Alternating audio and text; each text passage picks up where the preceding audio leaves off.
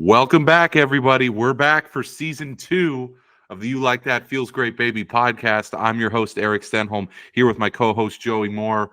We're back for season 2. We're going to do 4 division previews, 2 divisions each week over the course of the next 4 weeks before we finally get to that big day.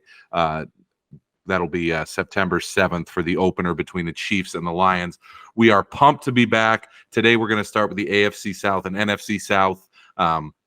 Run through Joey's Jack and the Bum of the Week with some splendid candidates as always. I'll give you a couple season-long picks for win total markets. Joey's got a good Feels Great Baby, and then we'll close the pod with some other things that happened this week outside of football. But we got to start with this. The only man on the pod who can say this, Luke, I am your father. Congratulations, Joey.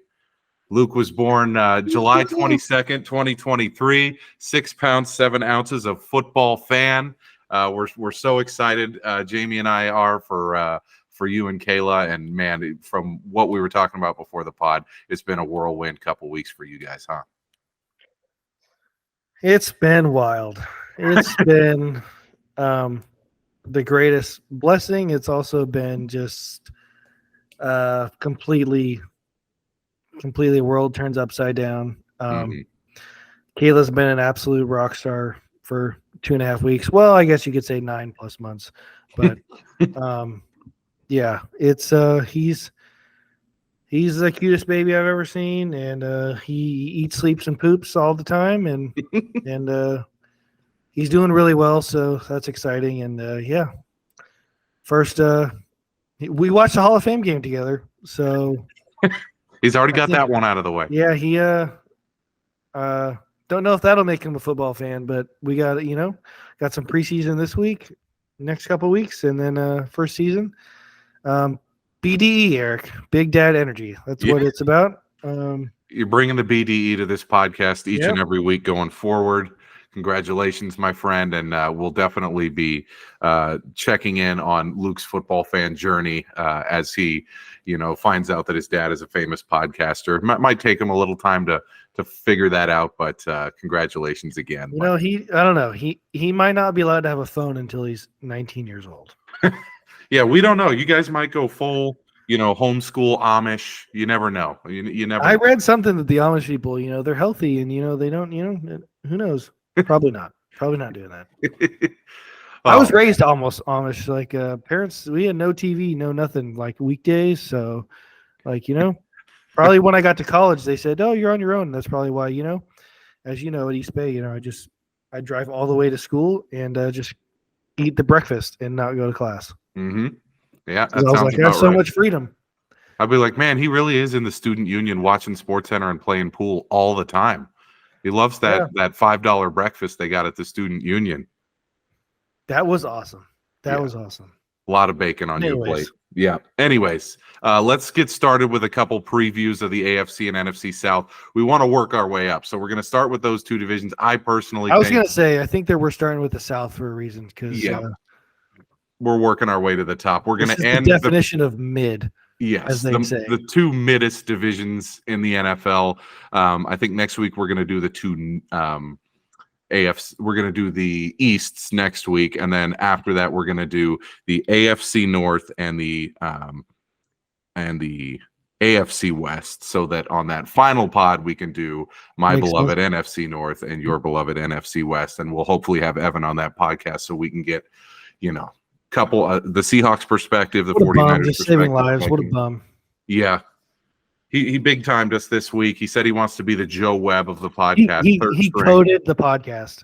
I don't know what color code it is, Evan, but he coded.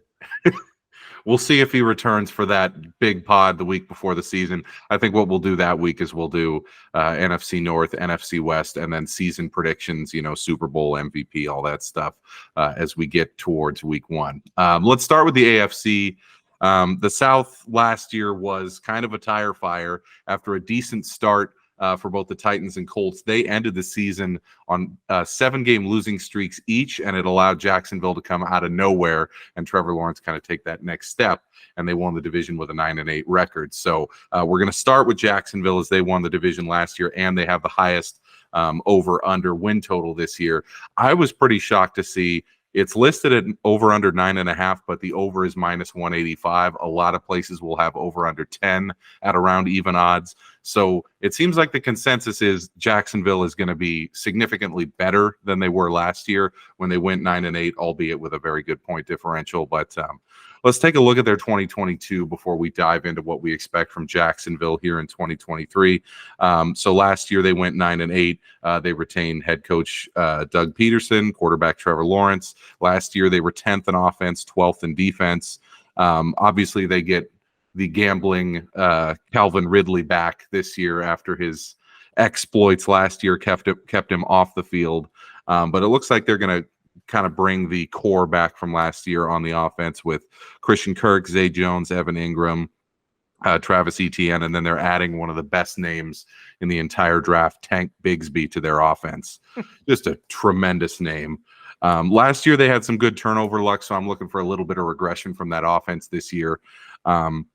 And then on the defense, another team that was incredibly lucky. As I was going through, you were telling me you bought these Athlon previews, these Lindy previews. I always get those every year, and I had to go through them again this year, as I always do. They were 12th in scoring. I've been buying them for so long. I remember when they were $8 or $9. They're now $13 out here. Yeah, $13.99. Could not believe that. They were always. You give a $10 bill and you get change back, and you get your magazine. Exactly. Yeah. Now look at us. But the big takeaway for me in that one was they were 12th in scoring defense, but 24th in yards. So that seems like a team that could regress. Not a ton of impact guys on defense. I didn't really think Trayvon Walker was, number one pick material last year. He was okay, but the secondary was just torched last year. And Shout out Trent Baalke. I don't think Baalke really addressed Thought much he was going to be the next defense. Alden Smith, but Alden Smith is one of one. Yes. I love that guy.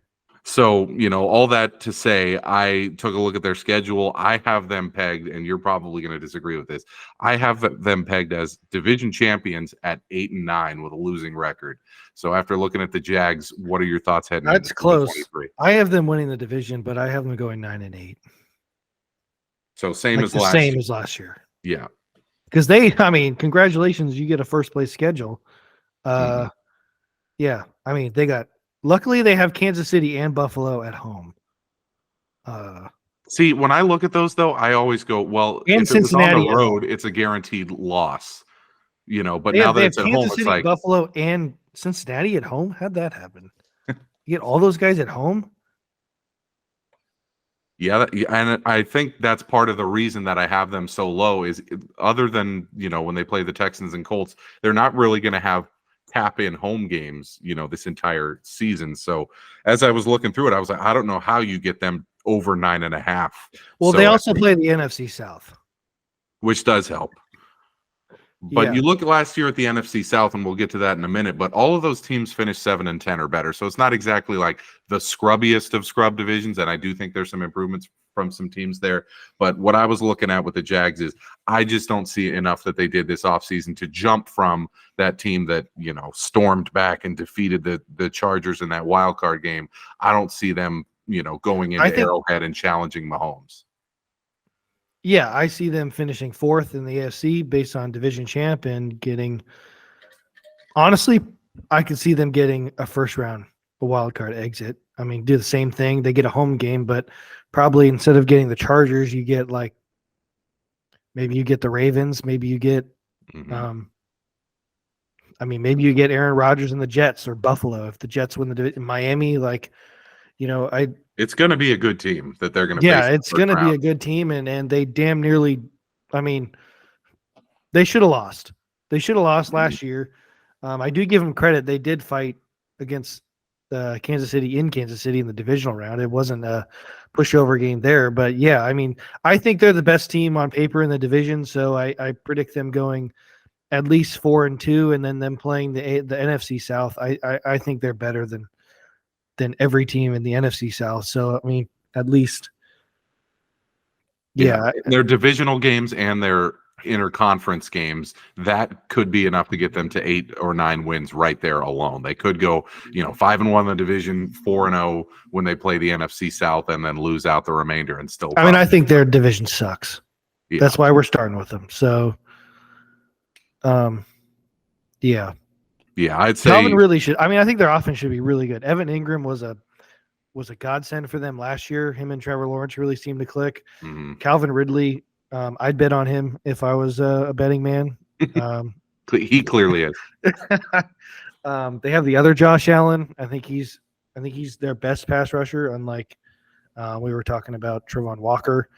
Yeah, I think they're good. I think Doug Peterson helps a lot. I think Trevor Lawrence will be even better. You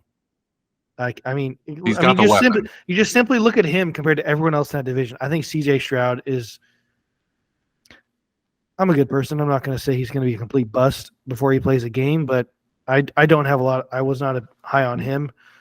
Anthony Richardson will take some time. I would have drafted him first overall if I was Carolina, but I think the Colts are a tire fire, and Tennessee, who knows what they are. Tennessee has Derrick Henry and a bunch of nothing.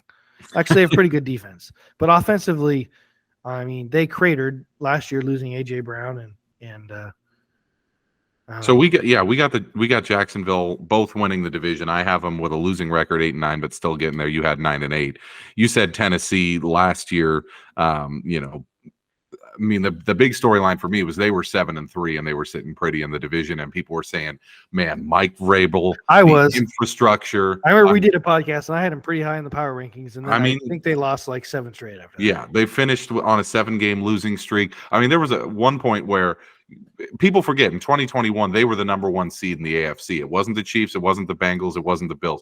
It was the Tennessee Titans. And then they started last year 7-3, and we're saying, man, Vrabel is one of the 3 or 4 best coaches in the NFL. Year after year, this team is just always there with how good he builds the defense. And then after looking at the numbers, I mean, the defense was fine in those final 7 games. The offense, they're good. I mean, fell off a cliff would be an understatement. So they're going to lean, I mean, insanely heavily on poor Derrick Henry, who's, I mean, this has got to be towards the end of his career with like how much run he's gotten in the last 5 seasons. I mean, every year he doesn't really miss many games. He just totes the rock 30 times a game and he's wearing down, but they're going to rely heavily on him. They have a rookie running back, Tyjae Spears, who's supposed to be a bit of a burner. So it'll be interesting to see if he kind of gives them a different element out of the backfield. But I mean, questions at quarterback. They completely redid their offensive line too. Mm-hmm. Yeah, they're gonna. That's what I did see. Yeah, that they need. I mean, some dynamism from that offensive line if they're going to do anything, because obviously they want to be road graders with that running game. But you probably got to protect either a young, Will Levis or an older Ryan Tannehill perfectly to have any chance, given the weapons that they have. I mean, the weapons are as scarce as they are on any team in the NFL. Traylon Burks was not what they thought they were getting. They tried to replace AJ Brown with him, and then he's the one. That's what's scary is Traylon Burks. I mean, decent player. I would take him as the Vikings like wide receiver 3 or 4. But if that's your one, that is a major problem. And then I guess there's a lot of hype around the tight end, Okonkwo, who's supposed to be this fantasy darling who's going to get a ton of targets this year. But I think that's mostly that there's no one else to throw to. So, I mean, they're going to rely super heavy on the defense. Last year, they were 28th on offense, 13th on defense. And that 13th on defense was actually pretty unlucky. They ended up, I believe, 6th in yards, first in run yards. Is total defense counted by yards or points? So points is what I'm giving. So 28th in offensive points, 13th in defensive points, but they were number 1 in rushing yardage allowed. So they allowed the least amount of rushing yards of any team in the league. Jeffrey Simmons. Simmons is a baller. Yeah, he's one of the best players in the whole league. I mean, they got dynamic players at all levels on the defense. They got Simmons, and then they just got your guy Al-Shair. They have Byard as their one of their starting safeties. Really good. He's a really good player. And then Arden Key signed with them in the offseason. So it's like, it's going to be a good defense. But I guess if you're Vrabel, do you pull the plug on Tannehill early in the season and see what you have? Problem is Malik Willis had a quick cup of coffee last year and looked inept. As inept as it gets. And he's very... Will Levis, you know what's crazy is I haven't heard nothing from him. Mm-hmm. Like, I know he fell to the second round, right? He's a second rounder. Yeah. And I've seen on TV, like, obviously Bryce Young, CJ Stroud, Anthony Richardson, obviously, deservedly so. But like Will Levis was a guy, and like I haven't heard nothing for like, is he doing well? Is he doing terrible in camp? I mean, if Malik Willis got games last year because of Tannehill, like, I mean, you'd think Will Levis, I mean, as a prospect, Will Levis is much more pro prospect-ish than Malik Willis. Mm-hmm. I don't know. I was drinking the Tennessee Kool-Aid so hard last year, and this year, they did me dirty. I don't. You can't. I think they go like 6-11. Yeah, I have them at 7-10. Their over/under is set at 7.5 wins. They're plus 450 to win the division. Some people are saying, "Hey, take the stability, take the coach who's been year in year out, really good for Tennessee." I just don't see it with what they have on offense. I think they probably give Tannehill more run than people are expecting. I think they give him the job week 1 and probably through almost the entirety of the season, unless it's just a total tire fire at the beginning. Then maybe they throw Levis into the fire. But I can see this unraveling kind of like last year. I'm just looking at their schedule. They don't actually have a too difficult of a schedule. Mm-hmm. That's why I have them at 7-10. I think this had falling off a cliff potential, but the schedule is a little bit of a floor. Yeah, like I just looked at the Jaguars. Like I know the Jaguars finished first, but Tennessee finished second. The Jaguars look like they have the gauntlet, and Tennessee's got Tennessee. They play the North too, so they get the Bengals also. Mm-hmm. But no Buffalo, no Kansas City. Yeah, replace Buffalo and Kansas City with the Chargers and the Dolphins. I mean, that's a big drop off. So, Tennessee may have a path there, especially. I mean, I have them finishing only one game back in the division. So, I think it's going to be like that. I think it's going to be 4 teams within like 3 games. Yeah, that's what I'm thinking too. I don't think the ceiling is very high for this division. One thing that I will predict though is our next team, Houston. Their over/under is set at 6.5. They're 8-1 to win the division. I actually have them finishing ahead of Indianapolis, despite the Vegas prediction saying that Indianapolis should finish third. I got Houston finishing third. I got them going 6-11. Your boy DeMeco Ryans, one of your favorite assistant coaches in the history of the 49ers. Your guy, we've been stumping for him on this podcast since we started. Glad to see that he got not only a head coaching job, but a head coaching job at a team where he was already, a legend when he was a player. So good to see him, land with that job. He got a very long-term contract, and he's coming in to a team that has 0 expectations. 30th in offense, 27th in defense last year. Nowhere to go but up. I'm thinking 6-11 just because the schedule is relatively easy, and this is a coach who is going to demand full effort in every game. And you would think in the NFL that wouldn't be a thing, but I mean, we saw plenty of teams last year that folded down the stretch, and that's not going to happen with a DeMeco Ryans team. Yeah, shout out to DeMeco Ryans. Saw you at Edgewood, Tahoe. You don't know that, but I saw you. I was a good person and didn't act like a total creep because you were with your family. But yeah, no, I think DeMeco is a star. I think they go 5-12. I just think their roster is terrible. I'm not a huge CJ Stroud guy. Mm-hmm. But yeah, they also got Jimmy Ward from the Niners. Solid, vet guy. So here's what they're lining up on offense. Stroud definitely going to be the week 1 I think their number 1 receiver, if I'm correct, is Robert Woods. That's correct. Who is coming off of several major That's injuries. Not great. I mean, okay, so they'll have Dameon Pierce, who fantasy-wise was pretty decent last year because he got the ball a lot. Rate-wise, terrible last year, like one of the worst running backs in the NFL. Granted, he's behind a bad offensive line, but Devin Singletary signed there. Dalton Schultz. I mean, they're not surrounding CJ Dalton Stroud Schultz with is much. Decent, but yeah, Robert Woods is the one. Big problem. So that my question after looking at their roster was, what is success in 2022? I think 6-11 is success. I think 5-12. I honestly think a lot like when Kyle Shanahan came here, like the first year in 2017. I think the Niners started 0-10 or 0-9, but like you could tell, like the weed out the people who just either don't love football or like just suck. That's the goal for D'Amico. Yes. Like I think culture is a little bit overrated sometimes. Yeah. But I think with the Texans right now, I think with him, I think it's instill something. Whatever your thing is, I know he's got all the shirts.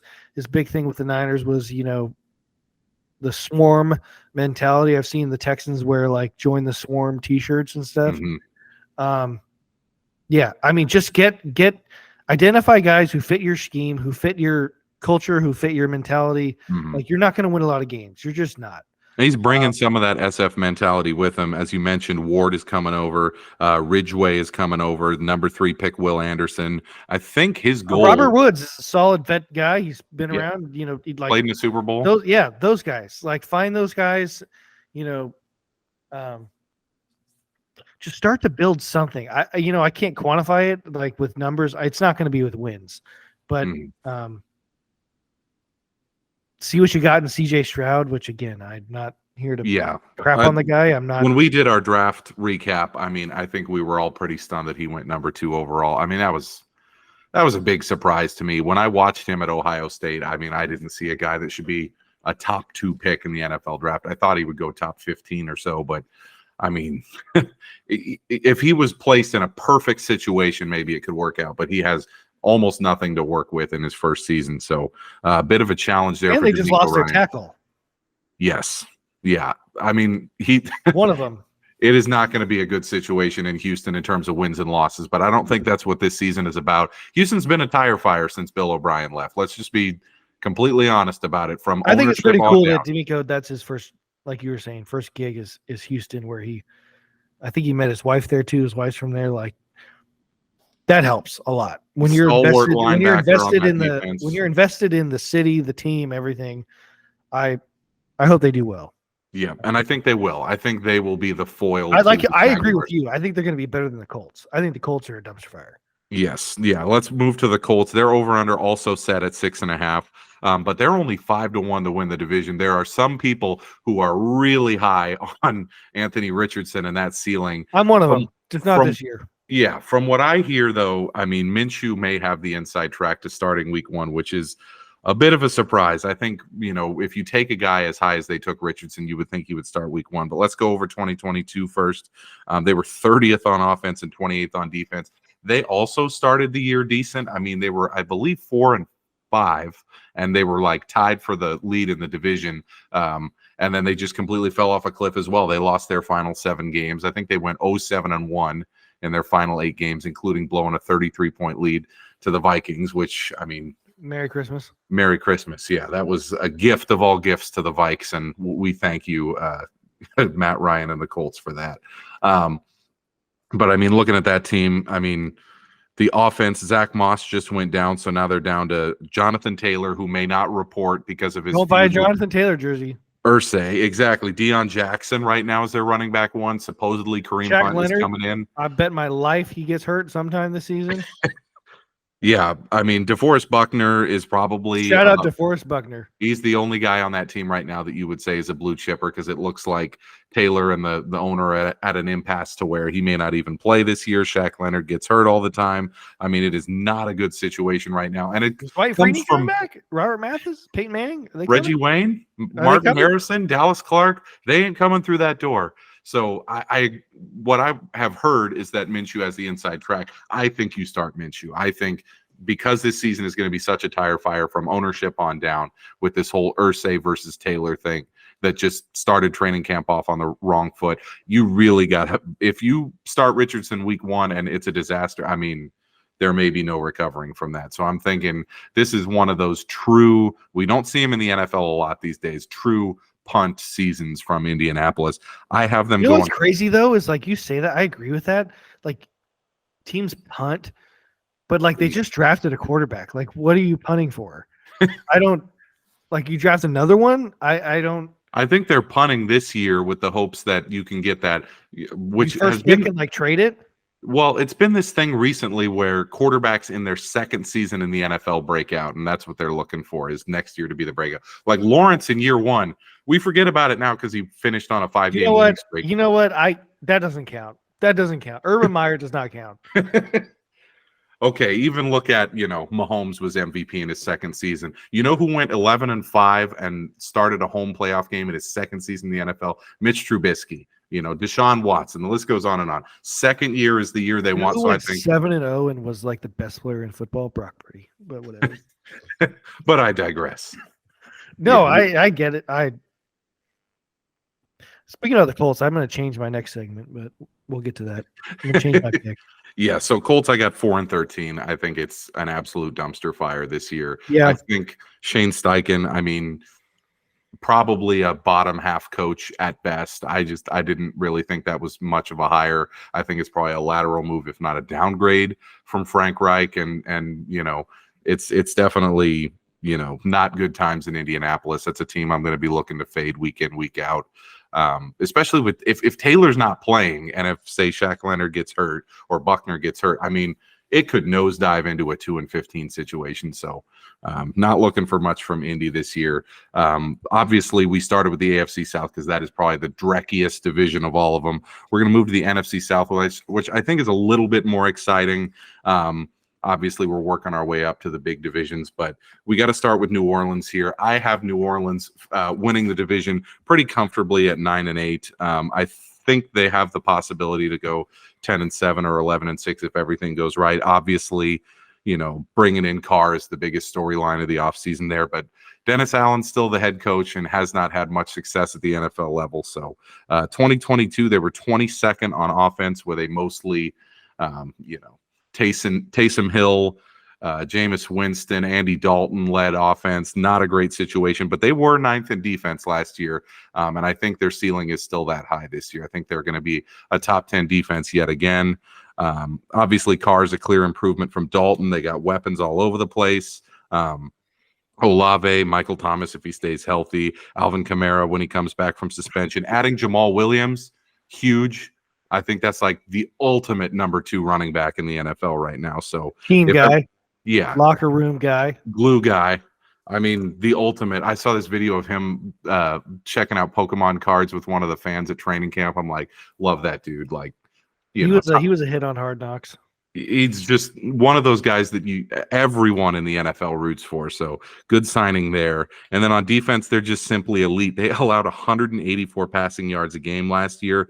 And they only had 7 picks, which was the least in the NFL of any team. Obviously, that's going to regress to the mean this year. So to finish 9th in total defense, only having 7 picks, I think they're going to be phenomenal again this year. So I have them winning the division pretty handily, but 9-8 just because the division itself is relatively weak and they do play what I think is a relatively challenging schedule. What do you have New Orleans finishing at in 2023? I am not as high on them as I was last year. I thought last year they were going to win 10+ games. I was pretty high on them. I have them going 8-9 and finishing second. Interesting, and I think I know who you're going to have winning the division, but we'll get to them in a minute. So you're saying 8-9. You think maybe Carr, new Diggs isn't. I'm not as high on Derek Carr as I used to be. I think for whatever reason, Kamara's now suspended. Michael Thomas. I'm okay. You have to assume he's not playing, right? Exactly. That's my point. He's not playing until I see him play. I think their defense is really good. But I just don't think they're going to score enough. Dennis Allen is not Sean Payton. I think they should have been better last year, and the fact that they weren't makes me think that they're just not as good as I think they are. And I think health is a huge concern. Yeah. I think, I was hurt by them last year, and I'm taking it into this year. That's what I'm saying. So you got 8-9. I got 9-8. The next team we're going to go with is the Carolina Panthers. They're over/under set at 7.5 wins. They're plus 325 to win the division. Last year, they were 7-10. They finished 20th in total offense, 19th in total defense. Added Miles Sanders, Adam Thielen, DJ Chark, Hayden Hurst. They lost DJ Moore, which obviously is crushing for them. I look at their offense and I see, some aging weapons around their rookie QB, Bryce Young. They need a breakout from him and that rookie wide receiver, Jonathan Mingo. And then a decent defense in 2022. They added Von Bell and Shai Tuttle.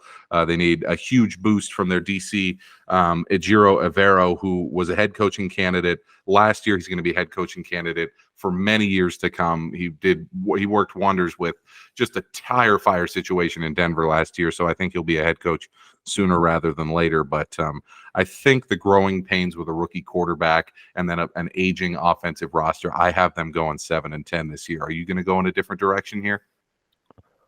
Yep. I got them going 9-8 and winning the division. Wow. Okay. We need this. We need a disagreement. Make your case. I think they're really good. Like, Okay. I think last year, I think Brian Burns on defense is a stud. I think Ejiro Evero, terrible to pronounce his name, but I think he's really good. I think he did a fantastic job with Denver, like he did in the tire fire. I think Bryce Young is the best quarterback in the division, which is crazy. Being a rookie, I haven't seen him play. I wasn't even that high on him coming out of college, but I think he's the best guy in the division. I love what they did with, like you said, Adam Thielen. I think their offensive line is decent, and yeah, I think Frank Wright is an upgrade. I definite upgrade. I love Carolina. I think they're really good compared to the division. I think it'll be between them and New Orleans, but I think Carolina's defense is going to take them to the top. Yeah, I agree that their defense definitely has another gear that they can find, especially if Burns gets even better than he was last year. That's possible defensive player of the year candidate. So there's a high ceiling there. I just think with the offense, the floor is relatively low, given they don't have a DJ Moore now. They had to give him up to get that number 1 overall pick. So I think, Young has to be 90% of his max potential in year 1 for them to win the division. But you're high on him. I love it. I think that could be a decent flyer pick at plus 325 to win an albeit very weakened NFC South. I kind of like that. We'll see when we get to my picks if that makes it. I'm definitely fading Atlanta. That's our next team. The reason that I think you're kind of optimistic on Carolina and I am optimistic on New Orleans is because we're a little pessimistic relative to the market on Atlanta. Their over-under is set at 8.5. They're plus. That's high. Very high. That's plus 225 to win the division, which I also thought was extremely high. Last year they went 7-10. This year they're projected to go 6-11 according to my breakdown. Smith and Ritter, it's not exactly, an elite QB coach combo. 15th in offense, 23rd in defense last year. I was surprised that they were 15th in offense given the quarterback play that they got last year from Mariota and Ritter, but it all came from rushing. Obviously they ran the ball really well. Yeah, number 2 rushing attack in 2022, as you remember, with their early season victory over the Niners. They ran us out of the building. Yeah, and then they add Bijan Robinson, who may go number 2, number 3 overall in people's fantasy drafts as a rookie because Arthur Smith loves to run the ball. This is the best running back to come out of college in probably 2 or 3 years. This is going to be an electric running game yet again. They have Algier and Cordarrelle Patterson. So, even if Robinson doesn't reach the potential that people think that he's going to show in year 1, they have 2 great running backs after that. Obviously, I think the reason that I'm fading them is the defense was a weak unit. They added some older players and some suspect players like Okudah, who has, of course, already been hurt. But we don't know what Ritter, Pitts, and London are. Ritter is okay. Oh, I know what Kyle Pitts is. I've taken him feels like every year in fantasy since he's been in the league, and he's been absolutely average. Yeah, we were told that this was the next Gronk. This was the next. He was the next Gronk. Oh, just combine was Vernon Davis-esque. No. Yeah. The next Travis Kelce. Don't tell me it was Mariota. Don't tell me it was an aging Matt Ryan or whoever the hell's been throwing the ball. Yeah. Pitts has been a disappointment. And then, adding Calais Campbell, David Onyemata, Okudah, who's already hurt, Bud Dupree. These are all old dudes, or in Okudah's case, guy who always gets hurt or has underperformed. They were a weak defense last year, 23rd in the league. Can they get to top 15 this year. I don't I think so. believe they were like all-time horrendous pass defense. Yes, yeah, they were torched all year. And then if you listen to that group I just listed off of the players that they've added, None of them were in the secondary. defensive line, corner who's hurt, defensive line. So it's like the secondary has not improved. Yeah, they have AJ Terrell. I mean, he's decent, but yeah, everyone else is mid. Yeah, and they were historically bad last year playing the NFC South, which, yes, there was Tom Brady, but I mean, it was a lot of Winston. It was a lot there of was Sam Tom Darnold, Brady. You know, There was 45-year-old, whatever that was. It was technically Tom Brady. So I have them at 6-11, but with their over under being 8.5, that is a hammer to the under for me, and that's going to make my picks later. I think you agree with me on that. Atlanta fading is probably the play this year. Yeah, I think Atlanta sucks. Yeah, trusting. That's my expert opinion. I mean, trusting a team to Ritter, very curious choice in a year where there were quite a few quarterbacks available, and they went with Bijan Robinson there at number 8. They are in the Caleb Williams tankathon. as are the next team. The next team in our list, the Tampa Bay Buccaneers. Adios, Tom Brady. They're over under set. The Tampa Bay Buccaneers. They are going to entrust Todd Bowles and Baker Mayfield with the two most. Is this the most irrelevant, no one cares QB competition in the history of training camp, if I've ever seen one? Baker Mayfield and Kyle Trask. No, thank you. If you win that one, did you really win? I mean, you're just going to get the absolute shit kicked out of you. Granted, you have some decent targets to throw to, but I digress. 25th in offense last year, despite having the greatest player in the history of the NFL leading the attack. 15th in defense. They're over under 6.5, 8-1 to win the division. So Mayfield replaces Tom Brady. Chase Edmonds replaces Fournette. You got aging elite players like Evans, Godwin, Wirfs, and Jensen, who all are reaching towards the end of their career, or in Wirfs' case, very injured. And then the defense, aging but surprisingly elite roster. So this is why I have them going 5-12, just slightly under their over-under. I thought that, after looking at their roster, hey, maybe they could, if everyone stays healthy, compete in this division, given that they still have, Vita Vea, Shaq Barrett, Levante David. They got White, they got Winfield. These are old dudes, man. So I have them going 5-12. As you can see, they're going to get railed week 1 at Minnesota. No, I think Tampa Bay sucks. I think Tampa Bay gets the number 1 pick, and I think Caleb Williams is a Tampa Bay Buccaneer. Really? Wow. Okay, I have them 5-12. You must have them right. I have them like 2-15. Wow. Okay. So you're expecting a huge drop off, and I suck. I like that as well, just because Bowles is not the guy to lead a team like this. I mean, he barely got Tom Brady to the playoffs. Honestly, you have like the Texans that might be about ish roster wise, maybe. I don't know. But I just feel like they're better vibes with Houston. Mm-hmm. Tampa Bay's stuff was weird last year. Like, I know Brady's 45.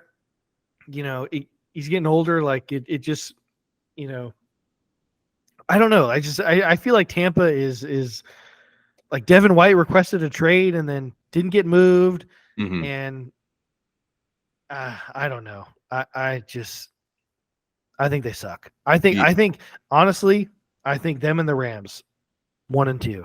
Wow. The two teams that went into the 2022 season as the number 1 and number 2 expected records in the NFC. Now you think they're going to battle for the first overall pick. I think Tampa Bay is worse than the Rams. I think the Rams are better than Tampa, but just the same type of, like, they're not a young team. Like, they're not like the Texans. They're not like, even Indy. Yeah. Yeah. They're not like building anything. Like, they have no future at quarterback. No future at head coach. I mean, this is Bowles last year. Exactly. They're good players, are not young. They're not. I just think if they don't start, if they don't have like a very, surprising start, I think just stuff gets sour and it just festers all year. And Baker Mayfield going to lead him out of the trenches? I don't think so. You are all over under 6.5 for Tampa Bay. 6.5. Like quarters or like games? Under 6.5 points? No. 6.5 wins. So there's your AFC and NFC South previews. I have New Orleans and Jacksonville winning the divisions and none of the other teams making the playoffs. Joey has Carolina surprisingly winning the NFC South and then Jacksonville winning the AFC South. Yeah, this is the division that probably going to be the 4 seed in both conferences. So next week we'll be back with. But that's why we play the games. That's why we play the games. Next week we'll be back with AFC and NFC East previews. So a little bit more dynamic there, given that there are going to be multiple playoff teams from each of those divisions. Let's go over to Joey's Jack and the Bum of the Week. As always, we got great candidates. There's never a dull moment in the sports world. I'm going to give you a few here that I think will pique your interest. Big story in sports today, Orioles owner John Angelos, who is the John Fisher of the AL East, just a Nepo baby who inherited the team from his dad, never accomplished a thing in his life. His play-by-play announcer read off some stats about how the team had been struggling at Tropicana Field the last 3 seasons, but this year they're doing quite well at Tropicana Field. He was dismissed from the team, actually put on administrative leave, and then obviously, like, they're trying to figure out right now, given all the negative publicity surrounding that, if they can get him back in the booth or if he's going to leave and sue. It's a crazy situation right now. This happened today? This happened, yeah. I believe the broadcast. Diaper. This happened today? I was changing diaper, wiping ass. Yeah, it's hard for you to stay up with all the sports news when you're getting up every 2 hours to change a diaper and feed a baby. But this was kind of the big story in sports today, was the owner essentially telling his play-by-play broadcaster, hey, if you don't say positive things about us, you're going to get shit canned. And man, the league has turned on the Orioles ownership in a season where the team is the #1 seed in the AL and the best story in baseball. The owner just completely shits all over it. So he's a huge candidate for Jack and the Bum of the Week. Obviously, you got Jim Irsay with his whole situation, throwing Jonathan Taylor under the bus, the dismantling of the Pac-12. A lot of people got to be held accountable for that. Tim Anderson, who got the absolute shit rocked out of him by Jose Ramirez the other day in a benches clearing brawl there in Cleveland. And then one that I want to throw in there last is the NFL Top 100 committee, who gets to decide who the top 100 players are in the NFL for that TV show every year. Justin Fields was quarterback 8 and ranked number 86. Who is he? The 86th best quarterback in the NFL? I know I'm going to get absolutely. Is he in the top 100 of his draft class? He's the 86th best player in the NFL, despite he was ahead of Trevor Lawrence. Yes. A guy who I think you could make a decent argument was the worst quarterback in the NFL over the last 2 seasons combined. His career record is 5-20. I mean, he had a good last 5 or 6 weeks last year, especially fantasy-wise, but curious choice there. But you're going to go with it. Talking. That is the players who have CTE doing the voting. A little bit crazy there, but who are you going with for your Jack and the Bum of the Week? See, I got. You know what? I'm gonna change it up. I got 2. Two. One is very opposite of what you put, and the other one is what I put. Let's just start with Bum of the Week out here on the West Coast, the Pac-12. Okay. You bums have completely just punted the football on everything that matters football-wise. I really just can't believe it. You know, USC, UCLA, you know, they had left for the Big Ten, you know, earlier, but like, why? Like, I've read that they couldn't get a TV deal. They had a TV deal with Apple. It didn't work out. I feel like it all started with COVID. Like, we really started to see like what areas of the country really gave a shit about football, and the West Coast wasn't one of them. And, you know, people don't like to hear it, but the football program runs the entire athletic program at every school ever. Like, Conference of Champions, Pac-12, Conference of what? Badminton? Like tennis? Like, who cares? Like, maybe they'll be Pac-12 champions of pickleball. You know, maybe you know. I know you're a big pickleball guy. You see it all over the TV now. Oh, yeah. It's a huge deal. Fastest growing sport in America. you want to see fat dudes like me tear their ACL, it's the sport for you. Fun fact, Kayla's cousins have a pickleball net in their backyard, and one holiday I was playing and I tried to jump over the net and didn't and missed and totally tripped and just ate it. That's my pickleball experience. Okay. But anyways, yeah, I love college football. I've grown as I get older. I love all kinds of football, and college football being the second best, league of football we have behind the NFL. The Pac-12 is what we had: Stanford, Cal, USC, UCLA, and it just clearly just fell behind. Like just almost like, oh, took it for granted. We have football. Yeah, they're like, we're a Power 5 conference. Yeah, we got like that. And it just died. I mean, I remember watching. You had either Aaron Rodgers, Marshawn Lynch at Cal. You had Christian McCaffrey, Andrew Luck at Stanford. I mean, USC. I mean, all of them. I mean, Matt Leinart, Reggie Bush. Even Deion Sanders came to the Pac-12 and then was like, "We're going to the Big 12." Nope. Yeah, I mean, going back to the 60s and 70s, it was the premier conference. You had UCLA, the greatest college athletics team of all time, the UCLA basketball teams of the late 60s and early 70s. All of that is gone now. Like, they're going to the Big Ten. It seems like Cal and Stanford there's rumors they may look at the ACC, which makes no sense. College football. How does it even work? Scheduling. Yeah, all these athletes are going to be flying across the country to go play Rutgers instead of playing, a team right down the street. It's going to be wild, but kind of sad to see the Pac-12 demise. What's your secondary Jack in the Bum of the week? You said you got a second one. I guess secondary. See, you put Jim Irsay, but I got to go Jonathan Taylor. Whoa, okay. Like, and I don't mean bum like bum human or like bum player, but I just mean bum like understanding the situation. Like, it doesn't take you, me, or like anyone with like kind of an understanding of how the NFL works and contracts and your value. Like, he had a horrible year last year. I mean, he was probably the unanimous first overall pick in most fantasy leagues, and I think had 4 touchdowns. I mean, terrible. And I know he wants an extension, but and like, I get it. I coming get off of 2 all-pro seasons and then 1 disappointing season. He thinks he has leverage, and you're saying he doesn't.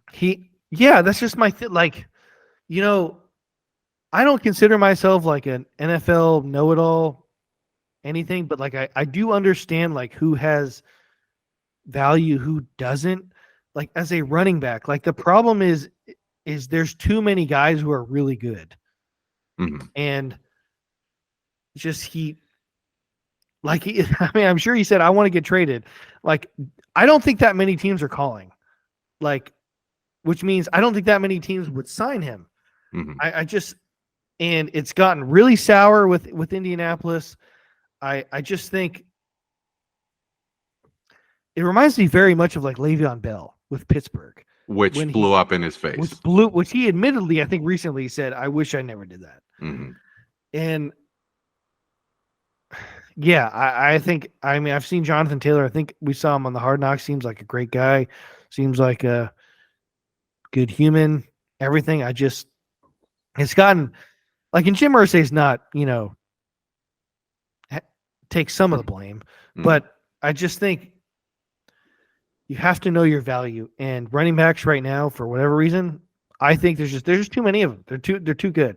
Like, so and so goes down. I mean, if the Giants lost Saquon Barkley, which they're okay losing him, they just gave Daniel Jones, $40 million a year. They're okay losing Saquon Barkley.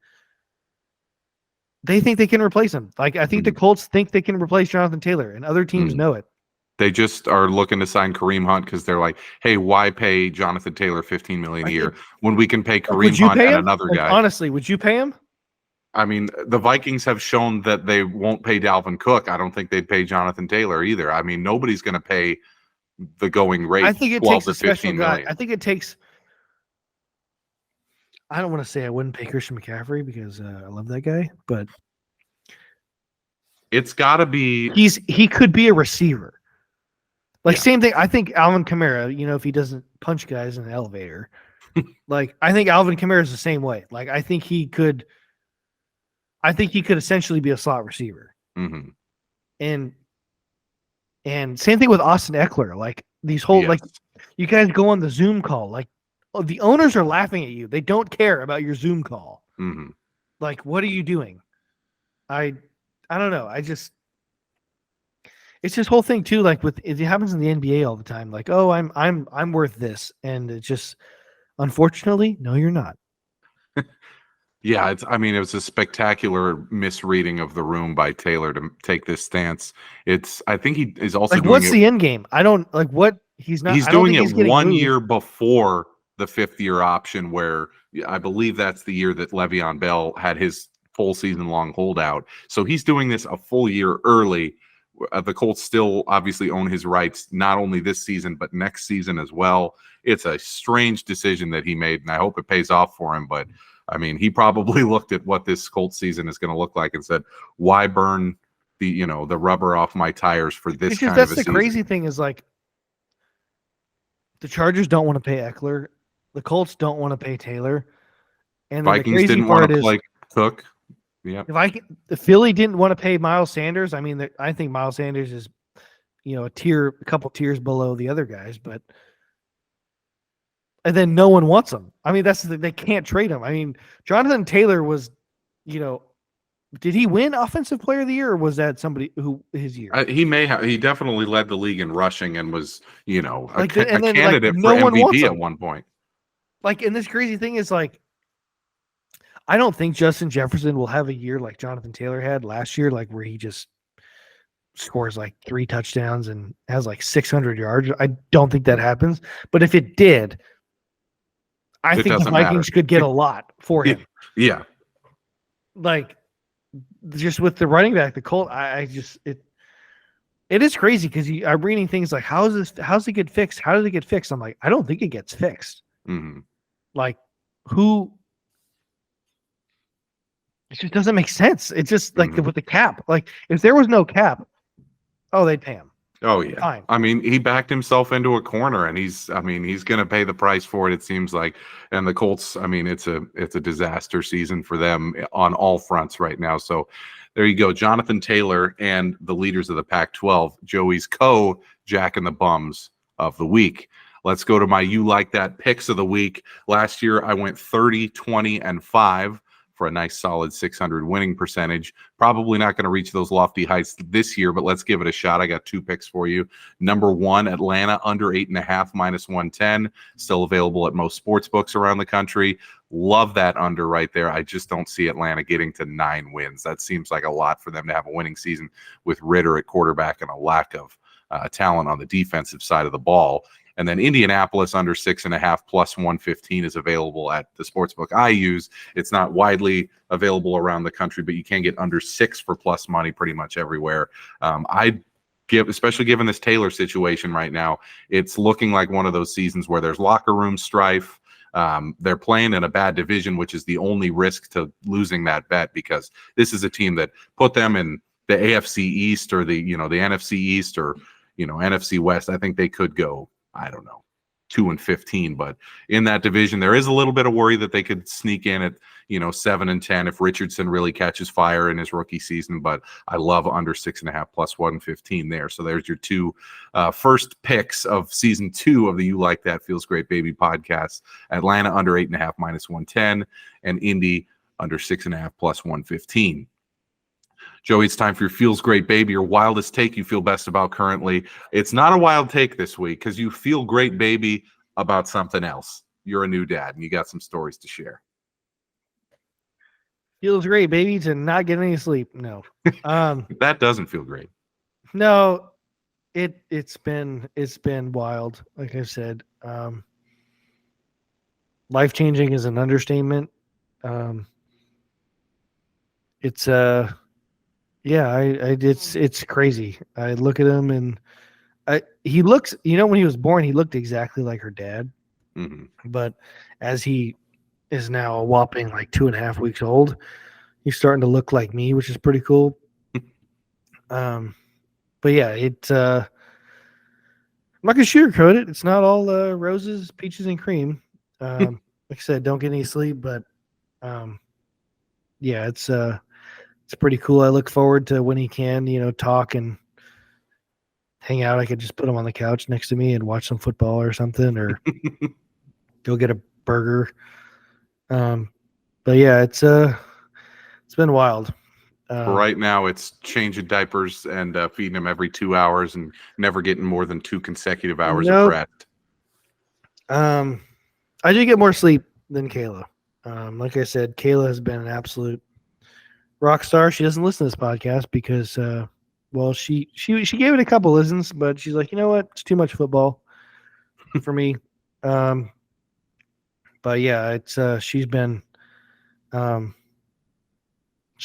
incredible. I obviously loved her before, married her, but watching her be a mom feels like she was put on earth to do this, which is pretty crazy. But yeah, he's my little big guy. That's what I like to say. Kayla doesn't like that. I usually be like, my little big guy. How's it going, little big guy? I see. We named him Luke. I call him Lukey. I've always liked names with Y at the end or E. Like that's probably why I go by Joey. So I call him Lukey, which I never heard before, but I kind of like it. By the way, speaking of names, watch quarterback. Me and Joe Burrow not only have the same first name, we have the same middle name. Like, and he goes by Joey too. He's Joseph Lee Burrow. I'm Joseph Lee Moore. And he goes by Joey. I'm like, oh my God. You couldn't like him any more than you already did. I was like, what do we got to do to get him here? Let's get him on the pod. Clearly has nothing better to do, living the life of a He's not busy. He's rehearsing his calf strain. I'll give him a call. I'll see if we can get him on. Yeah. No, it's been wild. It's wild. You said it was insane getting mail that's addressed to him. Like you got his social security card. Yeah, we got his social security card today, and it was his full name on the envelope. I'm like, that's what. Well, you know what is crazy is like Kayla hasn't changed her name yet, so she's still got her Kayla Loomer name. So when you're at the hospital, they go by the mom. So like he was Loomer everywhere, and unfortunately he got sent to the NICU for a bit because his blood sugar was pretty low when he was born. So he got transferred from the labor and delivery to the NICU, and the lady was taking down notes. They're like, "Oh, baby Luke," and they saw her name, so they called him Luke Loomer. And I immediately was like, that's not his name. You better not put that on any official piece of paper whatsoever. Yeah. Don't want to go through all the paperwork. But yeah, it's honestly, I'm a normally anxious person to begin with. Being anxious about a baby is just like 100 times worse. Like if he doesn't breathe right, or like babies get the hiccups a lot, I guess. And he like, I'm like, Kayla, is he got to the hospital? Like now? Like, is he okay? Even one time Kayla got a little nervous. We actually went to the doctor, I think a week ago or something. Didn't have it scheduled, but just like she woke up and saw him and like couldn't get out of her head that he wasn't okay. And we go to the hospital or the doctor, and they're like, yeah, he's fine. But like that stuff, like that's just crazy. Oh my God, he goes through like 4 or 5 outfits a day because he poops and pees, and it's a lot of baby laundry. Yeah, I'm just like, when does he start eating like regular food? Or like I'm already like, when does he talk? When does he like? He's like 3 weeks old. You're like, come on, give us something. Yeah, that's the thing. You don't get like I'm pretty big on like positive reinforcement. Like I don't get any like, oh, I'm being a good dad. Like it's just like, okay, I'm doing this, and it's like, all right, he's not crying. It's either he's crying or he's not crying. Mm. And yeah, I just want him to be like, you know, like smile or something. Well, he does, but like it's pretty wild, man. It's pretty crazy. You know, I've known you since you were 18 and just chilling at the student union at Cal State East Bay, and now look at you, you're a dad. I can't believe it. It's pretty freaking wild. Neither can I. The car seat's a whole other thing too. Like, gee, assemble a car. Like going anywhere is like, oh yeah, let's go to breakfast. Let's go. Like, oh, like what about him? You're like, it's 25 minutes just to get him in and out of the car. That's the thing. We haven't done anything because it's like it's such a deal to like whatever. We'll eventually get there. We've done one thing. We had breakfast one time outside. Like in case he like cried or anything, like we're outside, we could just get up and leave if he starts annoying people. You say he's not a crier though. He's mostly chill. He's not. Honestly, he's not. He like we didn't know if he would be at the time, but like loves the car seat, loves anything that he's like wrapped up in. Like but like you got to change him and like undress him, and then like when he's just got diaper on or something, he's got some pipes. Like and he's strong. Like I don't know anything about babies really, but like from the first thing I'd like, Kayla told me like it's healthy for babies to cry when they're like born. So he gets born, right? I'm like, wild. Can't believe I just saw what I just saw. And then they kind of hold him up almost like Lion King style. And like I'm not hearing nothing. I'm like, oh my God, Kayla's gonna like lose it. And then like a couple seconds pass by, and then he starts just like wailing, like and I'm like, oh thank God. Oh, I think he's okay. And then they put him in his like little bed thing. They start doing some like just couple like checks. I'm not even sure what they're checking for. Then they put him on the scale to like weigh him, do his like height, weight, length, everything. And I'm like putting my finger in his hand, like just kind of like, hey, I'm dad. And like see, just kind of maybe calm him down at all if I can, and like grabs my finger, and like this dude, by the way, giant hands, giant feet, long leg, like he has no torso. That's why he had to be induced, is like his stomach was really tiny. Like everything else, he was in at least the 80 percentile in arms, legs, and like elite measurables. Combine, like wingspan. Like this dude's just massive, but like small torso. And honestly, I saw when he was born. That's the first thing I was looking for. I was like, even I saw it, like, wow, oh my God, like, he does have like gigantic arms and legs and hands. I put my finger like between his tiny little hands, and he like grips it and like really. I'm like, wow, like you actually like. I thought you were gonna be like a bunch of mud, like Play-Doh or something. Like, he like grabbed it and like, really like. I was like, okay. We had his first doctor visit with the pediatrician. I think last week or something. And like, of course, we're just like, okay, be okay. Like, oh, this guy's doing great. Like, they're like, he's gonna have at least the physique of dad. Like, this guy's gonna be an absolute unit. I'm like, oh, he's gonna be an athlete.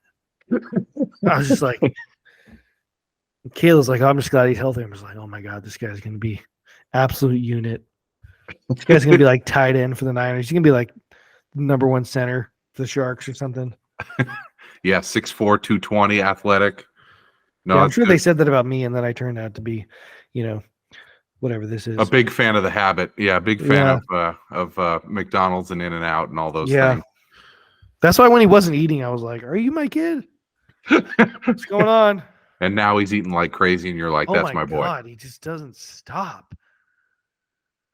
And you're like, when is this going to end? Yeah, so that's your feels great baby this week. It feels great to be. I don't know if you and Jamie are looking for kids, but it's a wild ride.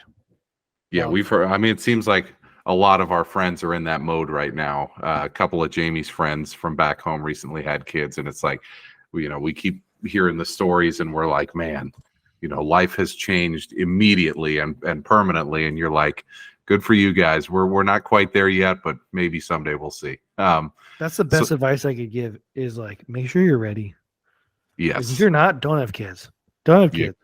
If you're not ready. I'm not going to say I was ready either. But now you are. But Kayla was. All right, let's close the pod. We don't want to keep people too long. A couple things that happened this week outside of football. I was going to talk for a little bit about, I've worn my A's Sell shirt to 2 different games, one in Denver when we were visiting Jamie's folks. We went to Oh, you went to one of those? The A's in Colorado? No, we went to Rockies Yankees. We took her dad for Father's Day, and we got really good Colorado? seats. Were they or was Yeah, the A's were as well, but we were there 2 weeks early. But so it's Yankees Rockies, and I was one of the only people in the stadium wearing green. So a lot of people came up to me and were like, "That was awesome! Can I take a picture? With you wearing your shirt?" And I got a lot of people talking to me about it. And then last week I went to A's Dodgers at Dodger Stadium, wore my shirt, and there was just dozens and dozens of A's fans there wearing that shirt that people were, pulling aside to talk to. And I feel like this thing's got a little momentum. So I got to just a quick shout out to all the A's fans who are fighting right now, because it seems like there's a little bit of momentum in the other direction. Like, honestly, is there? I mean, the most recent, meaning like to stop them from moving. Yeah, tangibly, there is skepticism among the other MLB owners about John Fisher's finances, and I've heard the other owners are pissed. Yeah, they are pissed about the A's getting preferential treatment from the league. They're also very skeptical about Fisher's finances. He supposedly only has about $380 million when, all of his, money that's not tied up in the A's is taken into account. And he's expected to front $1.1 billion for the Vegas stadium that, frankly, he doesn't have the money for. So momentum, I guess, has shifted a little bit towards the A's here. It's still more likely than not that they move to Vegas, but momentum shifting a little bit more towards the fans. So exciting to see that. One other thing I wanted to talk about was Jamie and I got to do Price is Right the other day, which was fun. That's what Kayla said. We were in the studio audience. She's like, you don't have social media anymore, but Eric did Price is Right. And Kayla loves that show. Yeah, it was an absolute blast. We didn't get selected to come on down, but I mean, we sat front and center, right in the middle. I was going to tell you, don't tell me, because I was going to watch it. But yeah, it's coming. October 2nd is the episode that we're going to be on. And I mean, I was on camera a million times where the camera's just pointing right at me, right behind the contestants. Do they really tell you, like, you got to give it like 100%, like effort, like screen, like that's what Kayla wants to be on that show so bad, but I'm like, you couldn't be on it. Like, you're not happy. You're not this happy. Because all these people look like they work it in and out. Exactly. And that was the problem, was we were exhausted, like even before they started taping, from how positive everyone is. Like, you have to do this fake, for 3 hours. And it was just exhausting. Like, we fell asleep right when we got home, because it was just mentally draining from being that positive. And they're just like, every time anything happens, they're like, get up out of your seat and just jump and shake your hands and scream. And I was like, good Lord. It was a lot of fun. Super high energy, and Drew Carey seemed like the nicest guy. He would come into the crowd and talk to everybody. Super fun. One of the cool things you get to do when you live in LA is you have a day off of work. Let's go be on a game show. So that was fun. How does that even work? She signed up for tickets. Oh, okay. A few weeks. My parents, we were just in the crowd for Jeopardy for a couple episodes. Yeah, we did that too. My parents took me to that years ago, and I'm like, I didn't know how that. I don't know how you just walk in. I was too young to know. Yeah, I've done Jeopardy. I've done the late night show with Craig Ferguson. I did Jimmy Kimmel. It's like so fun to just be in the audience for those. And then I was on that game show last year, which was fun. Yeah, it's been a lot of fun since we moved, because you can just kind of do that stuff. We're going to a couple comedy shows this week. Like, that's really what you can do when you're one of them's improv, and then the other one is we live by all these places like the Comedy Store. Like, we saw Tom Segura recently. We saw Bill Burr. They come here to LA to like workshop their material before they go on tour. So you always get cheap tickets. So that's a lot of fun. So we've been doing a lot of fun stuff this summer. Price is Right was kind of the pinnacle of just like high energy insanity, but it was super fun. And then one thing we both watched that we got to talk about this week. Obviously, we're going to watch Hard Knocks later in the week, but the Johnny Football. Oh, that's terrible HBO. Terrible HBO song. I tried to do it. I couldn't do it. Nope. Johnny Football documentary came out on Netflix today. I just watched it. It's kind of the continuation of Netflix's series on kind of fallen former athletes. So the most recent one was Manti Te'o, which that one was awesome. I watched this one. I didn't think it was as good as the Manti Te'o one, but man, you came away from it with like a renewed love for Johnny Football and the legend he was at that time. Honestly, I don't know. I don't know why I love the story. I don't know. I'm not gonna say I love him and like that much, but like the story that much. Like I don't know why I love it, but honestly, the part that stuck out to me the most was like the NIL part of it. Like looking at him, like what would be today. Like Right. how many people really did like just ride his stardom to so much financial, and he got none of it. And then not only get none of it, he got penalized for it. Mm-hmm. That was like, because I don't want to say I was one of those people like, oh, just keep the way college sports is, like, you know, just like, you know, you are getting all this free ride stuff. But then I really was like, how much money are you guys making off of this guy? And like 45 million like, jerseys sold. like Cam Newton, Tim Tebow, Reggie Bush, like how much money are you guys making? And like I watch him and like, you know, yeah, I don't know. The part that really got me too was the part his agent was talking about. I'm like, oh my God. He's like, dude, just freaking get to the combine. He's like, just get to the draft. Like, can you stop drinking for like one day? He's like, nope, can't. Yeah, we took win him or to lose, the, win or lose, we booze. we took him to the hotel room and we made him drink like 6 gallons of Pedialyte to hopefully flush his system so he could pass a drug test. I'm like, that is somebody who's like, the agent was like, just get him to the draft so that I can get this check and get the hell out of here. Like, you know what's crazy though is when you heard him go to the combine and his agent said like he crushed the interviews. Mm-hmm. Like I was like, how did he crush the interviews? Like he said clearly he said he never watched film. Like he was like hammered the night before probably. I don't know. It's just like what a guy. That was insane that the Browns were like, his iPad usage was 0.0. Yeah. Like he did not watch 1 minute of film in the week leading up to his start. It was crazy that he said he was cut. He was like the happiest he had been in a while. The fact he was cut. You didn't have to go to practice. Did you see at the beginning he was saying Brett Favre was kind of who he modeled his game after? And then it makes sense. In a few of those pictures where they show him like drunk with Drake at a bar or whatever, or at a nightclub, he's like wearing an old Atlanta Falcons Brett Favre jersey. I'm like, the dude was Favre, but without the talent, like without the top end arm. Is like he just goes out there not knowing the playbook, not watching film, and is just like sling it. And he didn't have the talent and the wherewithal to make it in the league. But I mean, exciting as hell to watch. It was nuts, man. That documentary was really interesting. I mean, if you really think about it, I was watching it thinking about like where is he really like on top like college football players of all time? I mean, he's up there. Yeah, I think he's still beneath like Tebow for sure. Like if I had to rank mine, like I in no particular order, like Tebow, Reggie Bush, Vince Young, Cam Newton. You know, if you have to go literal like best college football player you've ever seen, I would go Cam Newton. I probably would too. You go 15-0, win the national title, the Heisman, and go number 1. You're probably the best. And then Vince Young, I would. But how do you not say like Joe Burrow? Joe Burrow, that's the thing, is he's just like Cam Newton, where it was truly just play one on a great season. Team. One that's the thing, season. That's the thing you can't say about Cam though, or that would be a pro for Cam. Is like, was that Auburn team that good? No, that's like a good point. The Joe Burrow LSU team, best team ever, is an NFL All-Star team. Yeah, Justin Jefferson, Jamar Chase, Jefferson. Yeah, Clyde Edwards-Helaire was back there. Yeah, I think Devin White was on the team. Elite at all positions. You know, was Cam on Auburn when they had like Cadillac Williams? Was he on that team?